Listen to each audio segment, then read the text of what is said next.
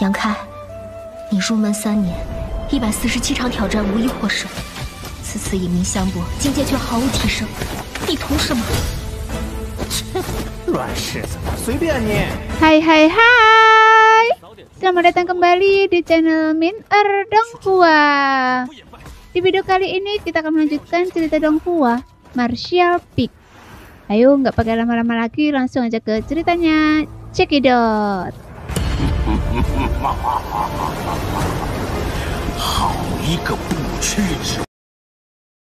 Selama bertahun-tahun yang tak terhitung jumlahnya, banyak raja kekosongan tingkat ketiga yang tak terkalahkan telah binasa saat memurnikan esensi bintang. Jika esensi bintang dari benua gantung tidak baru lahir dan dengan demikian kurang kuat, dan jika itu belum menyatu dengan pikirannya sendiri dan dicetak dengan tangannya sendiri, Yangke tidak akan berani bersikap sombong. Karena ini tidak seperti memurnikan esensi bintang gelap. Bagaimanapun saat itu, Yang Yan telah membantunya, memastikan tidak ada bahaya sama sekali. Namun kali ini, ia harus mengandalkan dirinya sendiri. Untungnya, Yangke memiliki tingkat kepercayaan diri yang tinggi, berkat seni pemurnian bintangnya. Seni pemurnian bintang yang dibawa dari Taman Kekaisaran adalah teknik rahasia khusus untuk memurnikan esensi bintang. Melalui teknik inilah Xian Ningsang menjadi master bintang benua Tongsuan. Dengan kilatan jiwa dan rohnya, ia terjun ke dalam esensi di hadapannya. Prosesnya tanpa hambatan, dan Yangke merasa seolah-olah diselimuti bola air hangat. Sehingga merasa sangat nyaman. Ini membuatnya sangat gembira. Benar saja, karena itu membawa jejaknya sendiri. Esensi itu tidak menolak jiwanya. Sepertinya semuanya akan berjalan lancar, pikir Yangke. Ia diam-diam berlatih seni pemurnian bintang dan mulai memurnikan esensinya. Seiring berjalannya waktu, esensi yang bersinar mulai memudar dan aura misterius muncul. Bahkan prosesnya berjalan sangat lancar. Ketika jiwa dan rohnya mencapai harmoni tertentu dengan esensi, segel tangan Yangke bergeser, menarik esensi ke dalam tubuhnya.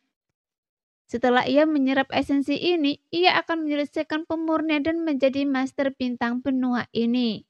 Tetapi pada saat ini, kekuatan lain tiba-tiba meletus dari tubuh Yangke. Kekuatan ini jauh lebih mengerikan daripada asal benua terapung.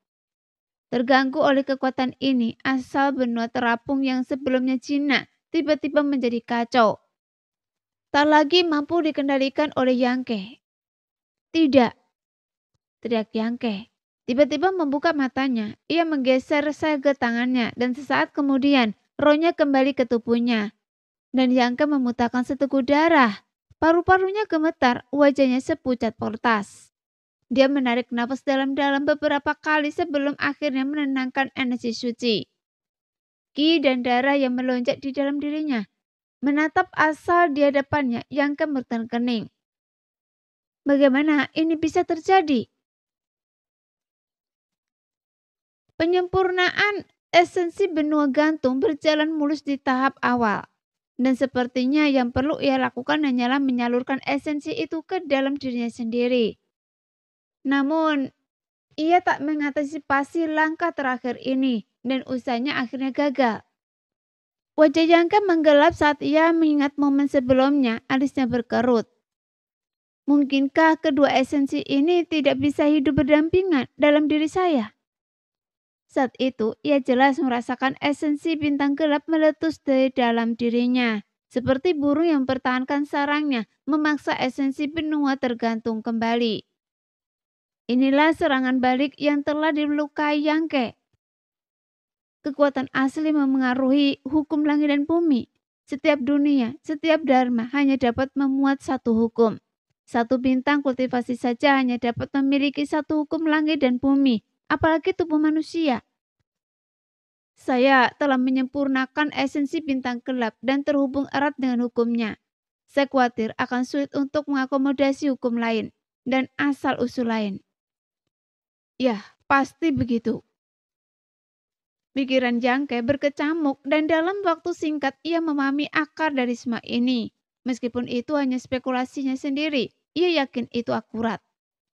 Justru karena ia telah memurnikan bintang gelap, ia tidak dapat memurnikan kekuatan asa benua gantung kali ini. Sepertinya wilayah bintang belum pernah melihat Master Bintang 2. Bukan karena para Master Raja Kekosongan tingkat ketiga itu kurang kuat, melainkan karena itu mustahil. Setelah menyadari hal ini, Yangka merasa sangat tertekan. Rasanya seperti seseorang yang kelaparan tetapi tidak bisa makan apapun. Sungguh membuat frustasi dan depresi. Apakah ini kesempatan yang harus disia-siakan?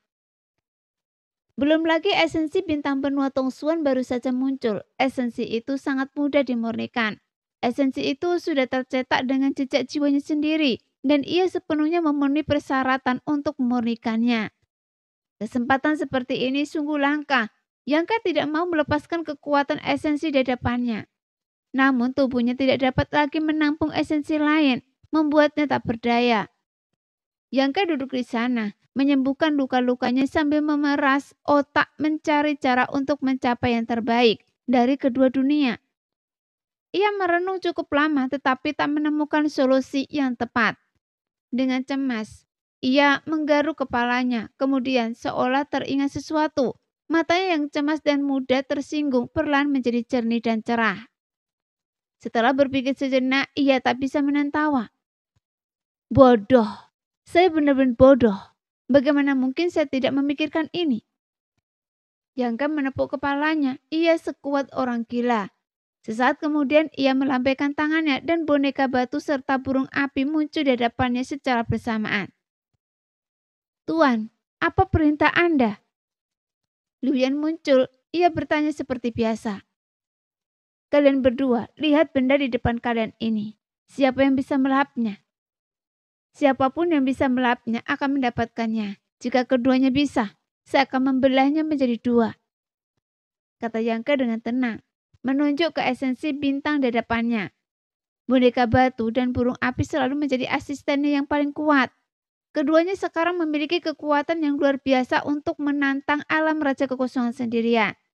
Jika ia bisa membuat mereka melahap esensi bintang, mereka pasti akan semakin berkembang. Karena ia tidak bisa menyempurnakannya sendiri. Mengapa tidak membiarkan kedua asistennya mencoba? Jika mereka berhasil, itu akan sangat membantunya. Mendengar ini, Liu Yan menoleh untuk melihat esensi tersebut. Sesaat kemudian, raut ketakutan muncul di mata indahnya. Ia berkata dengan ngeri, Tuan, meskipun saya tidak mengenali benda ini, saya rasa saya tidak mampu melahapnya. Ia memiliki ranah konsepsi artistik yang jauh lebih besar daripada milik saya.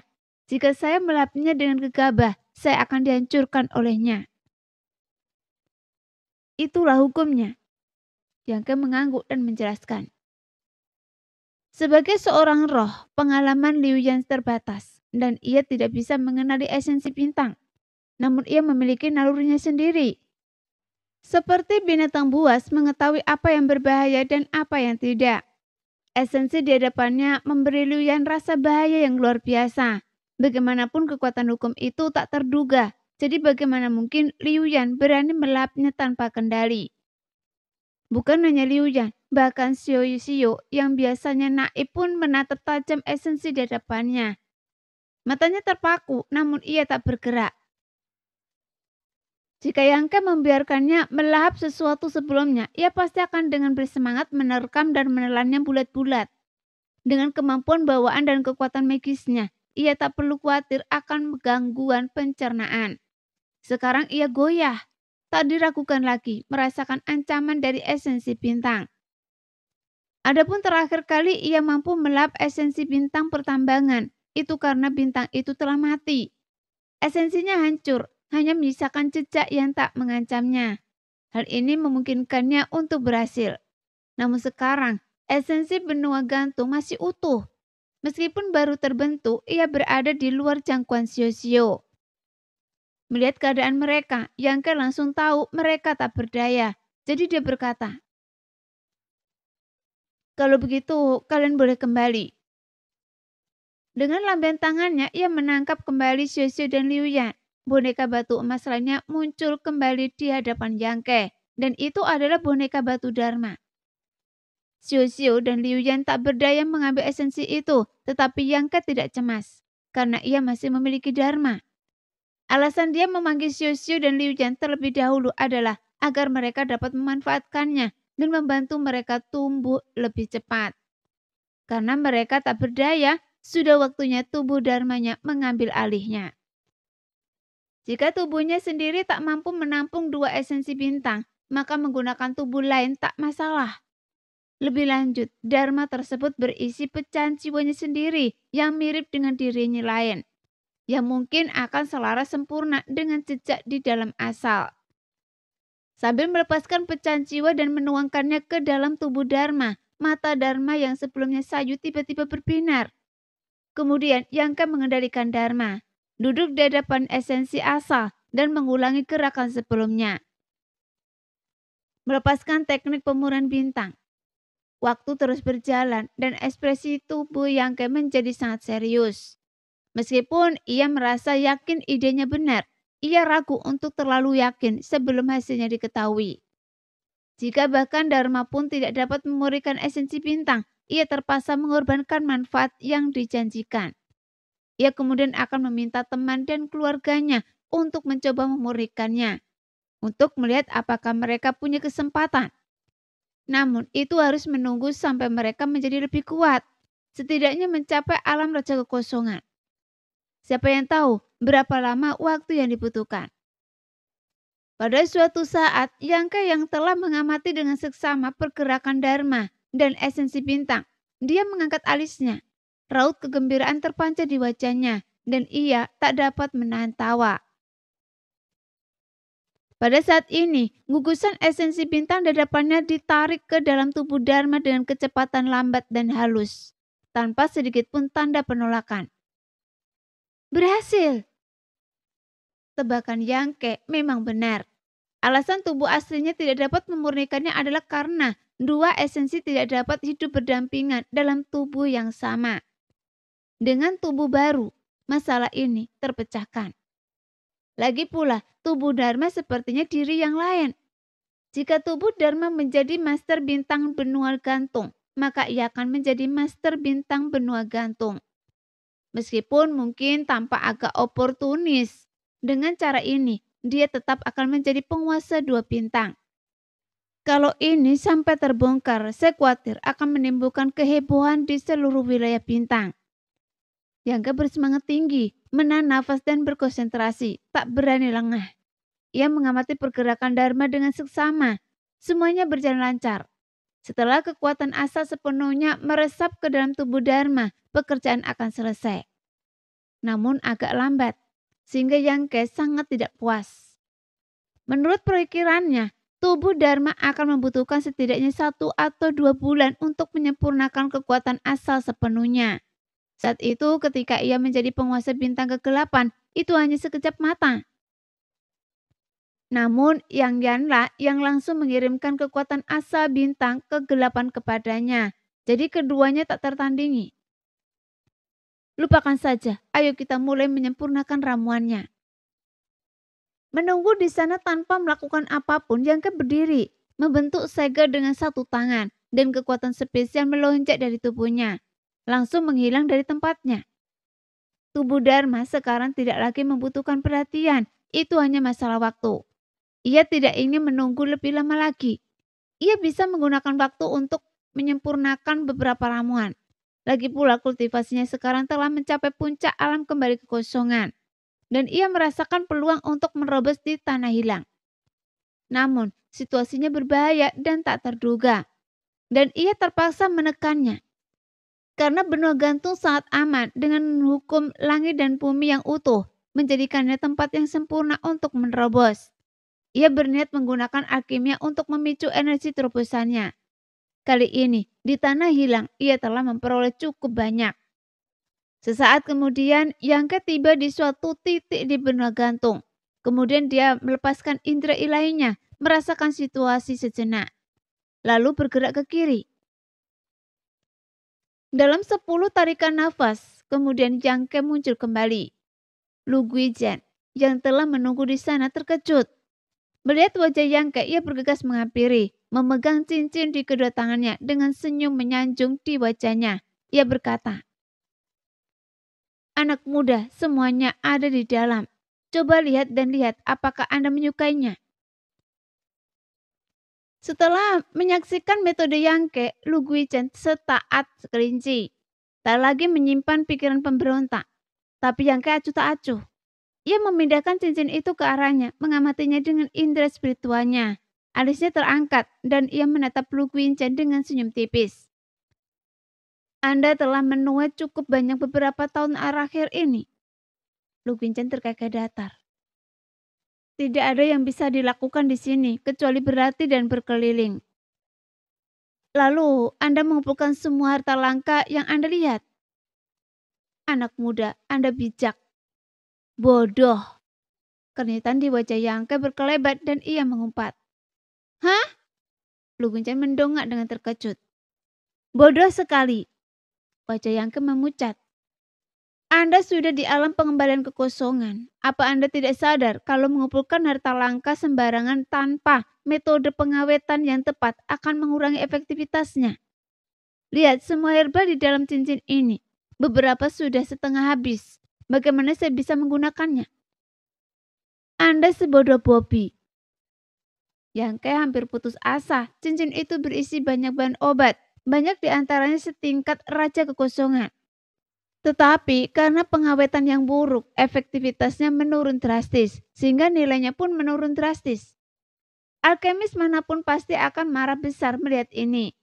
Lu Guichen yang dimarahi habis-habisan tidak berani mengucapkan sepatah kata pun, hanya memasang senyum canggung. Yangke menghela nafas, tahu ia tidak sepenuhnya bersalah. Jika ia punya cincin luar angkasa, khasiat obatnya tidak akan begitu berkurang.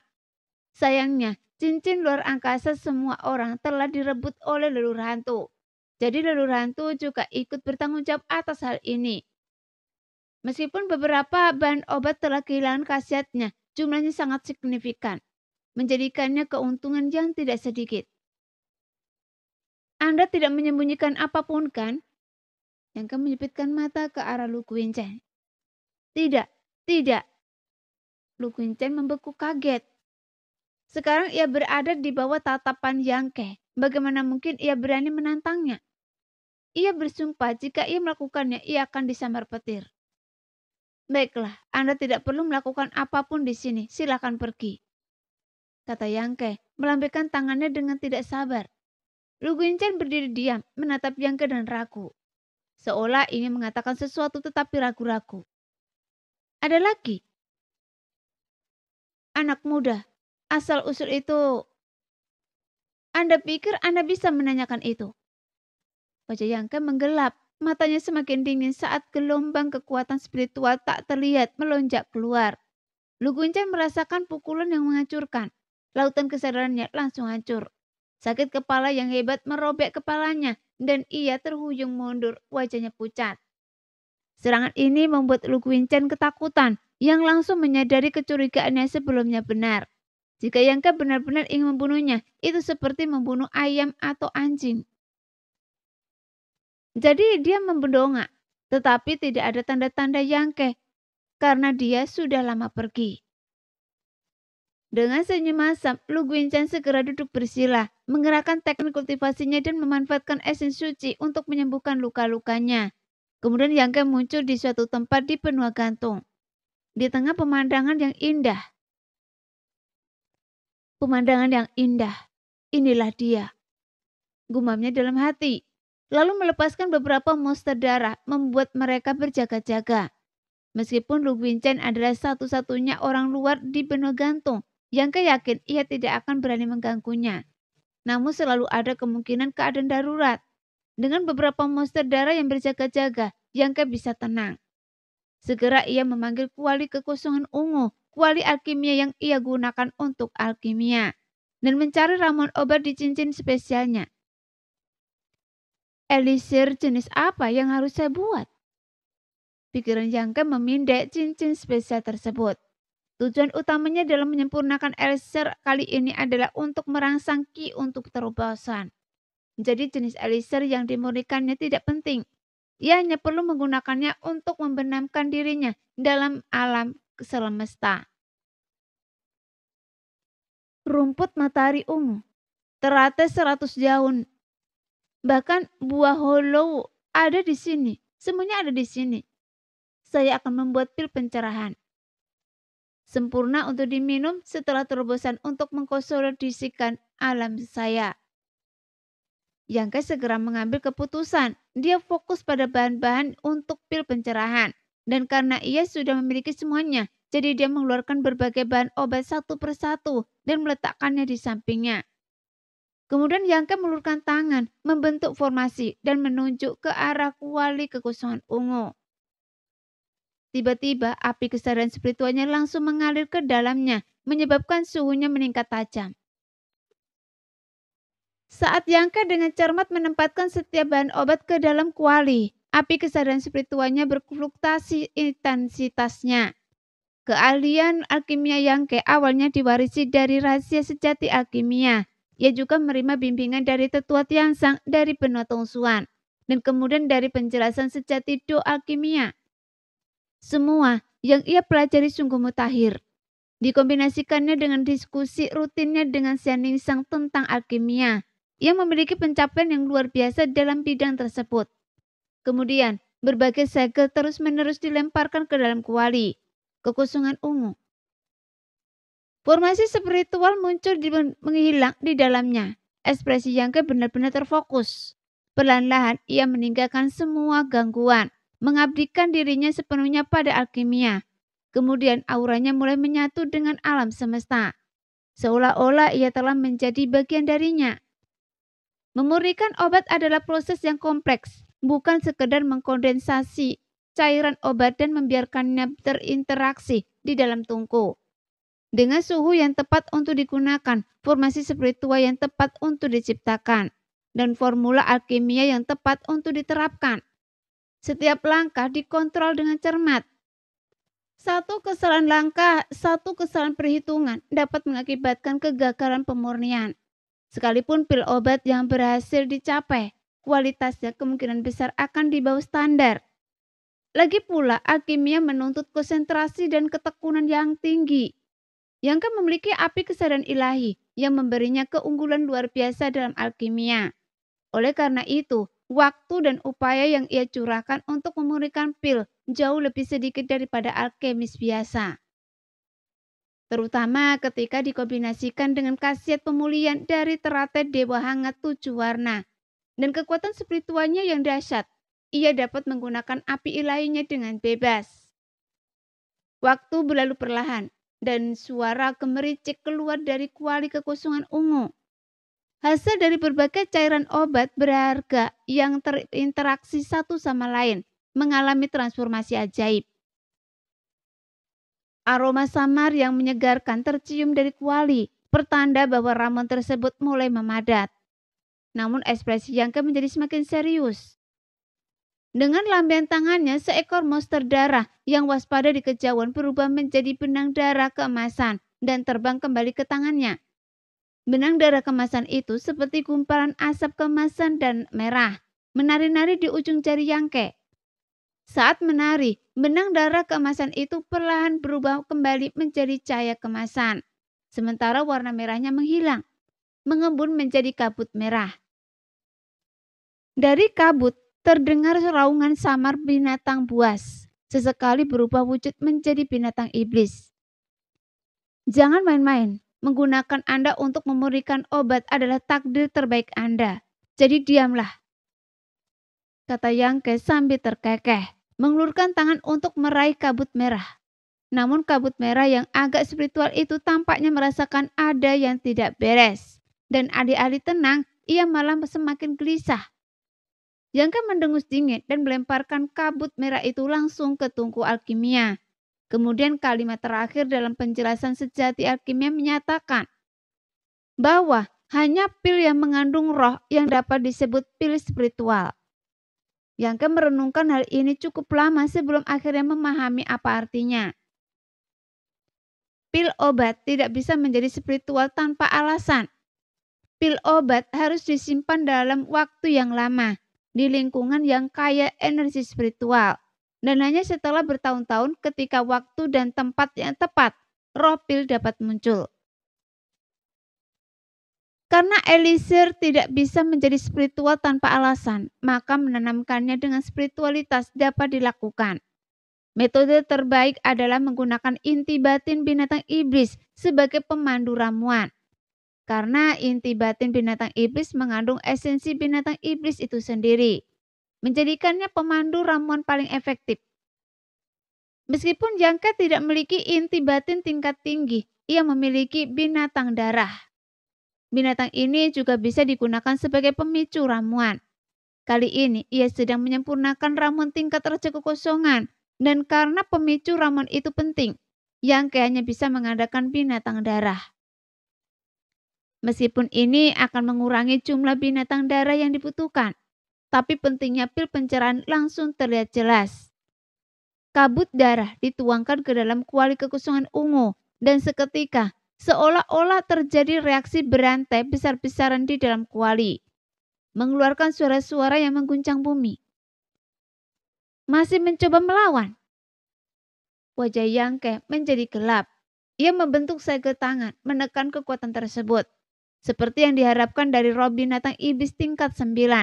Jangka membutuhkan beberapa lusin nafas untuk menenangkannya sepenuhnya. Aroma aneh di udara terasa semakin kuat. Pada saat yang sama, Jangka merasakan energi suci di dalam tubuhnya mulai berfluktuasi, berdenyut dengan kekuatan yang dahsyat. Apakah itu akan datang? Matanya berbinar, menyadari bahwa tindakannya telah mengaktifkan energi. Ia telah mencapai titik kritis sebuah terobosan. Namun, karena ramuan itu akan segera dibuat, ia tak ingin menyerah di tengah jalan. Dia segera membuat gerakan spiritual dengan tangannya dan mulai menggunakan teknik pemadatan ramuan yang tercatat dalam penjelasan sejati tentang jalan alkimia. Membentuk berbagai segel dan menyuntikkannya ke dalam kuali kekosongan ungu. Sehingga keributan di dalam kuali semakin intens. Setelah Jangka merapal ratusan segel sihir, tiba-tiba terdengar suara gemericik. Sesuatu tampak bergulung-gulung di dalam kuali kekosongan ungu. Bangun! Raung Jangka menghantamkan telapak tangannya ke kuali. Detik berikutnya, 3 berkas cahaya tiba-tiba melesat keluar dari kuali. Melesat ke 3 arah berbeda. Anda mencoba kabur, angan-angan. Jangka tertawa terbahak-bahak dengan centikan pergelangan tangannya. Ia muncul di balik sebuah pil dan menyambarnya tanpa melihat. Kemudian dia memasukkannya ke dalam botol giok yang telah disiapkan. Lalu mengulangi prosesnya lagi, memasukkan pil kedua dan ketiga ke dalam botol. Memurnikan 3 pil sekaligus, dan inilah puncak alkimia wilayah bintang. Bahkan alkemis paling terkenal sekalipun, betapapun terampilnya, hanya dapat menghasilkan 1 pil dari setiap bahan. Namun dengan Jangka, akal sehat akan hancur. Karena teknik alkimia kuno yang dijelaskan dalam penjelasan sejati, jalan alkimia sungguh ajaib dan tak tertandingi. Mungkin di zaman kuno semua individu kuat mempraktekkan alkimia dengan cara ini. Namun seiring waktu, teknik alkimia ajaib ini hilang, membuat para alkemis hanya memiliki 1 bahan untuk membuat 1 pil obat. War! Tiba-tiba sebuah ledakan gemuruh yang teredam menggema dari langit. Jadi Jangka mendongak hanya untuk melihat awan gelap berkumpul di atas. Seperti selimut yang belum dicuci selama seabad. Membebani permukaannya dengan berat. Membuat orang merasa tertekan. Di dalam awan itu aura kehancuran yang mengerikan melekat padanya. Tampaknya mampu memusnahkan seluruh benua yang melayang. Tapi ini baru permulaan. Energi spiritual yang sangat besar terus mengalir ke dalam awan dan terus membesar. Sehingga ekspresi Jangka menjadi serius. Kali ini ia naik ke alam yang agung. Dari alam kembali kekosongan ke alam raja kekosongan. Jadi pembaptisan surga dan bumi yang akan datang pasti akan berbeda dari sebelumnya. Setelah mengamati sejenak, ia melambaikan tangannya, melepaskan kristal suci yang tak terhitung jumlahnya, lalu melepaskan pukulan yang kuat. Mengirimkan gelombang energi suci yang mengalir deras ke arah kristal suci. Dengan suara gemuruh, puluhan juta kristal suci meledak menjadi debu di udara. Energi spiritual yang terkandung di dalamnya berhamburan ke segala arah, memenuhi area yang luas. Dalam sekejap mata, kepadatan energi spiritual dalam radius 10 mil dari lokasi Yangke tiba-tiba meningkat ke tingkat yang baru. Karena kenaikan membutuhkan sejumlah besar energi spiritual. Meskipun benua tersuspensi kaya akan energi spiritual, Yangke tetap waspada. Bahkan menghancurkan jutaan kristal suci untuk mengisi kembali sekelilingnya. Bahkan dengan energi spiritual yang melimpah, Yangke tidak berhenti. Dengan lamben tangannya, ia menyebarkan batu-batu heksagonal yang dipenuhi dengan konsepsi artistik yang mendalam. Menempatkannya di sekitar tubuhnya. Pada saat ini, ada ratusan batu yang beresonansi satu sama lain dari jauh. Secara bertahap menciptakan medan domain yang kuat di dalam area tersebut. Dan itu adalah batu domain. Jelas, Yangke tidak hanya membagikan batu domain kepada orang-orang terkasihnya, tetapi juga menyimpan sejumlah besar. Sekarang ia berada di ambang terobosan alam raja kekosongan, jadi dia tentu saja tidak pelit dengan mereka. Dia berharap dapat menyerap energi di dalam batu-batu domain ini sambil mencapai terobosan, sehingga meningkatkan persepsi dan pemahamannya tentang domain. Segera Yangke melambaikan tangannya lagi, melepaskan binatang darahnya bersama Xiu dan Liu Yan dan mengeluarkan perintah. Semua bubar. Siapapun yang mendekat dalam radius 30 mil akan dibunuh tanpa ampun. Dia melakukan ini terutama untuk berjaga-jaga terhadap Lu Guinchen. Jika pria ini yang enggan menyerah datang mengganggunya selama terobosannya, maka konsekuensinya akan sangat buruk. Detik berikutnya, binatang darah dan Xiu bubar. Sebelum pergi, Lu Yan menatap awan gelap di langit dengan ekspresi ketakutan yang mendalam di wajahnya. Dia bisa merasakan kengerian dari pembaptisan surga dan bumi ini. Dan bahkan dengan kekuatannya saat ini, ia tidak berani melawannya begitu saja. Apa yang terjadi? Apakah tempat sialan ini akan hancur? Lu Guinchen terhuyung-huyung menuju lokasi kenaikan Yangke. Dia baru pulih sejenak dari luka-lukanya. Ketika saat membuka mata, ia tiba-tiba menyadari perubahan drastis di atmosfer seluruh benua gantung. Guntur bergemuruh di langit, awan gelap menyelimuti langit, dan energi spiritual di tanah melonjak dan bergejolak. Dia benar-benar tertegun, sama sekali tidak menyadari apa yang sedang terjadi. Ia hanya bisa mengikuti sumber suara itu, berniat menyelidiki. Saat ia berlari, ia melihat awan gelap di langit semakin membesar. Di dalamnya, kilat hitam pekat menyambar terus-menerus, seolah-olah naga-naga mengerikan mengintai di dalamnya. Tiba-tiba menjulurkan kepala mereka. Pemandangan itu benar-benar membuatnya ketakutan. Setelah berlari ratusan mil, pandangan Lu Guinchen mengabur ketika sesosok monster aneh, memancarkan cahaya berdarah, tiba-tiba muncul di hadapannya. Lu Guinchen terkejut dan langsung berhenti. Ia melihat kilatan jahat di mata monster darah itu, seolah memperingatkannya untuk tidak mendekat. Dia yakin jika ia bergerak lebih jauh, monster darah itu akan melancarkan serangan dahsyat. Jelas dia tahu bahwa monster darah itu diciptakan oleh Yangke. Jadi setelah merenung sejenak, Lu Guinchen menyadari bahwa situasi saat ini di benua gantung pasti berkaitan dengan Yangke. Apakah itu karena proses pemurnian esensi bintang? Lu Guinchen berspekulasi liar, tetapi tidak dapat memahami kuncinya. Setelah berpikir sejenak, ia melayang ke udara, bertengger di titik pandangan yang tinggi, dan menatap ke depan. Sosok Yangke langsung menarik perhatiannya. Meskipun 30 mil jauhnya, Lu Guinchen sekarang telah menjadi ahli alam kembali kekosongan, tingkat kedua. Dengan penglihatan yang luar biasa, ia dapat dengan jelas melihat pemandangan dari jarak 30 mil. Apakah ini sebuah terobosan? Seru Lu Guinchen ngeri, seluruh tubuhnya gemetar. Yangke berada di alam kembali kekosongan tingkat ketiga. Jika ia berhasil menembusnya, bukankah itu berarti dia akan dipromosikan ke alam raja kekosongan? Saat kata-kata alam raja kekosongan bergema di benak Lu Guinchen, bagaikan gema lonceng yang dahsyat, hampir membuatnya jatuh. Alam raja kekosongan, itulah puncak kekuatan tempur di wilayah bintang. Lu Guinchen tak percaya suatu hari nanti akan menyaksikan seorang prajurit menerobos.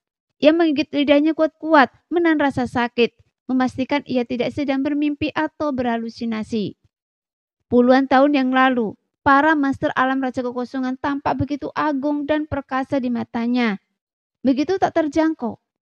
Tatapan sekilas dari seorang master Raja Kekosongan saja sudah cukup membuatnya takut. Bahkan sekarang, puluhan tahun kemudian, Lu Guinchen memahami kekuatan mengerikan alam Raja Kekosongan. Seiring kekuatannya tumbuh, ia semakin memahami kedalaman kekuatannya. Anak ini yang begitu muda, sudah hampir merobos ke alam Raja Kekosongan. Saat pertama kali bertemu dengannya, ia baru saja memasuki alam suci, dan ia telah memenjarakannya dengan begitu mudah. Masa lalu bagaikan asap, namun masih terpatri jelas di benaknya. Jika ia berhasil merobos kali ini, ia niscaya akan menjadi master alam Raja Kekosongan termuda di seluruh wilayah bintang. Ia tak berani mengatakan tak akan ada orang seperti dirinya. Ini jelas belum pernah terjadi sebelumnya, dan pencapaian seperti itu sungguh menakjubkan. Lu Guinchen menggigit lidahnya lagi, menahan pikirannya yang melayang, lalu terbang turun ke tanah, duduk bersila. Karena dia tahu ini adalah kesempatan unik. Menyaksikan seorang master merobos alam Raja Kekosongan dari jarak sedekat itu bukanlah sesuatu yang bisa ia temui dengan mudah. Jika ia bisa mendapatkan wawasan dari pembaptisan langit dan bumi ini, maka kultivasinya di masa depan akan berjalan mulus. Maka Lu Guinchen segera mengambil keputusan dan memutuskan untuk mengamati dengan seksama. Awan gelap di langit semakin pekat. Ketika atmosfer mencapai puncaknya, tiba-tiba terdengar suara berderak, dan kilatan cahaya hitam pekat bersinar dari langit. Seperti seekor naga yang terkejut muncul dari langit. Ia menebas turun dari langit dan menghantam titik di bawah. Erangan teredam Yangke langsung terdengar dan seluruh bumi berguncang. Ini, Lu Guinchen berseru ngeri. Mengerikan sekali.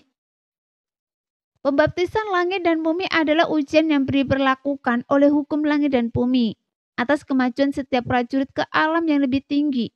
Jika berhasil melewatinya, kultivasi akan meningkat pesat. Sementara jika gagal, ia akan mengalami kemunduran atau bahkan kematian. Sebagai seorang master alam kembali ke kekosongan, Lu Guinchen tentu saja telah mengalami lebih dari satu pembaptisan langit dan bumi. Ketika ia naik ke alam kekosongan di sini, itu baru 20 atau 30 tahun yang lalu. Namun intensitas pembaptisan itu bahkan tidak sepersekian pun dari kekuatan petir hitam pekat di hadapannya. Dan ini baru pembaptisan pertama. Pembaptisan berikutnya hanya akan semakin kuat dan mengerikan. Jika itu saya, bisakah saya bertahan? Pikir Lu Guinchen berpacu, membayangkan dirinya berada di posisi Yangke. Membayangkan bagaimana rasanya menghadapi pembaptisan mengerikan itu di tingkat ketiga alam kekosongan. Mungkin hasilnya tidak bisa bertahan, sama sekali tidak. Sekalipun dia beruntung dan berhasil selamat dari pukulan pertama, pukulan kedua dan ketiga sudah cukup untuk membunuhnya. Saat ia memikirkan hal ini, aura Lu Guinchen tiba-tiba bergejolak dan semangat bela diri yang selalu teguh dalam dirinya mulai goyah. Saat pembaptisan kedua turun, meskipun energi gelapnya menghantam Yangke puluhan mil jauhnya, aura destruktif yang dipancarkannya menembus pikiran Lu Guinchen yang rapuh. Dengan teriakan, Lu Guinchen memuntahkan darah, seluruh tubuhnya langsung layu seperti bola kempes. Tingkat kultivasinya mulai menurun dengan kecepatan yang terlihat. Tingkat kedua kembali ke kekosongan. Tingkat pertama, tingkat ketiga Raja Suci. Dan akhirnya berhenti di tingkat kedua Raja Suci. Ada pepatah. Jangan mencari kematian dan Anda tidak akan mati. Keinginan Lu Guinchen untuk mengamati kemajuan Yangke berharap mendapatkan manfaat tentu saja merupakan ide yang valid. Namun ia tidak tahu bahwa setiap pembaptisan langit dan bumi Yangke berbeda dari orang biasa. Energi langit dan bumi yang dihadapinya berkali-kali lipat lebih kuat daripada prajurit lainnya. Kali ini ia hampir mencapai alam Raja Kekosongan. Bahkan Yangke sendiri ketakutan dengan pembaptisan langit dan bumi itu. Apalagi Lu Guinchen. Ia telah melebih-lebihkan kemampuannya sendiri dan menempatkan dirinya pada posisi. Hanya dengan begitu, ia dapat mencapai kesuksesan yang lebih besar. Tapi Lu Quinchen mempertanyakan dirinya sendiri dan jiwa bela dirinya secara alami hancur oleh aura destruktif yang memanfaatkan kelemahannya dan kemudian runtuh. Jadi kelangsungan hidupnya terutama disebabkan oleh runtuhnya jiwa bela dirinya yang cepat. Jika ia bertahan lebih lama lagi, dia akan mati di tempat. Sekian dulu cerita kali ini. Kita lanjut lain hari ya guys ya. Bye-bye.